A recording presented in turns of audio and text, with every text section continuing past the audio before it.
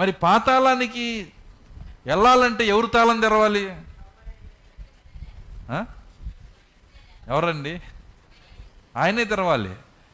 కాబట్టి మరి నువ్వు యేసుక్రీస్తు ఆయన అధికారంలో ఉన్న పాతాళంలోకి నువ్వు వెళ్ళాలంటే అనేక సార్లు ఆయన కృపని కాళ్ళతో తొక్కితేనే నాకొద్దు. అది అంత ఈజీ కాదన్నాడు ప్రవక్త.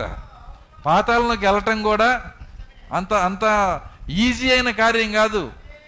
ప్రతి కూడికలో యేసు అడ్డం పడుతుంటాడు, ప్రతి కూడికలో పరిశుద్ధాత్మ అడ్డం పడుతుంటాడు, ప్రతిరోజు అడ్డం పడుతుంటాడు. నువ్వు తప్పుకో నేను పోవాలని చెప్పి నువ్వు పోరాడి యేసుతో పోరాడి ఆయన్ని పక్కకి నెట్టి అప్పుడు మాత్రమే నువ్వు అందులోకి వెళ్ళగలుగుతావు. ఇంత కష్టపడి నువ్వు సంపాదించుకున్న ఆ యొక్క నీ ప్రియమైన దేశం